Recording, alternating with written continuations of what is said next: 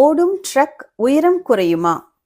இந்தியாவில் அணுமின் நிலையம் அமைப்பதற்காக விஞ்ஞானிகள் ஏற்ற இடத்தை தேடினார்கள். சென்னைக்கு அருகில் மக்கள் நடமாட்டம் இல்லாத ஓர் இடத்தை அவர்கள் தேர்ந்தெடுத்தார்கள்.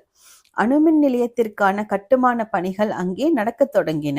மின் நிலையத்திற்கு தேவையான அணு உலை ஒன்று சென்னை துறைமுகத்தில் வந்து இறங்கியது.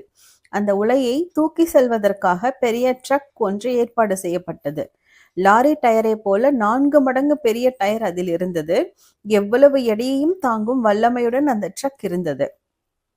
அதிகாரிகள் பலர் அங்கு வந்தனர். ட்ரக்கில் அணு உலையை ஏற்றி எப்படி பாதுகாப்பானதாக கொண்டு செல்வது என்று ஆராய்ந்தார்கள். இங்கிருந்து அணுமின் நிலையம் செல்லும் வழியில் ரயில்வே மேம்பாலம் ஒன்று உள்ளது. அதன் உயரம் 15 அடி. 15 அடி உயரத்திற்கு குறைவாக எந்த வண்டியையும் அந்த பாலத்திற்குள் செல்லலாம் என்றார் ஒரு அதிகாரி. மற்றவர்களும் அவர் கருத்தை ஏற்றுக்கொண்டார்கள். ட்ரக்கில் அணு உலையை ஏற்றினார்கள். அந்த உயரம் 15 அடிக்கு 1 அங்குலம் குறைவாக இருக்கும்படி வைத்தார்கள்.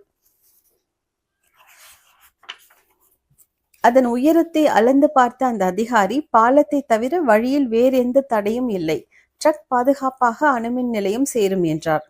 ட்ரக் புறப்பட்டது. வழியில் ரயில்வே மேம்பாலம் வந்தது. டிரைவர் மெல்ல ட்ரக்கை ஓட்டினார். பாலத்திற்குள் நுழைந்தது ட்ரக். ஏதோ இடிப்பது போன்ற ஓசை கேட்டது. ட்ரக்கை நிறுத்தினார் டிரைவர். இறங்கிய அவர் ட்ரக் பாலத்திற்குள் நன்றாக முட்டிக்கொண்டு இருப்பதை பார்த்தார். ட்ரக்கை பின்னால் எடுக்க முயன்றார். அவரால் முடியவில்லை. நடந்ததை அறிந்த அதிகாரிகள் அங்கு ஓடி வந்தனர். பாலத்திற்குள் ட்ரக் எப்படி மாட்டிக்கொண்டது என்பது அவர்களுக்கு புரியவில்லை. பாலத்தின் உயரத்தை அளந்து பார்த்தார்கள். 15 அடிக்கு 2 அங்குலம் குறைவாக அந்த பாலம் இருந்தது. பாலத்தை அளந்ததில் ஏதோ தவறு நடந்துவிட்டது என்பது அவர்களுக்கு புரிந்தது. ட்ரக்கில் இருப்பதோ அணு உலை. ட்ரக்கை பிரிக்கும் பொழுது அணு உலைக்கு சேதம் ஏற்பட வாய்ப்புண்டு. அப்படி ஏற்பட்டால் கதிர்வீச்சால் அங்கே பெரிய பாதிப்பு ஏற்படும். ரயில்வே பாலத்தை இடித்தால் மீண்டும் சீரமைக்க பல நாட்கள் ஆகும். சாலையை தோண்டவும் முடியாது.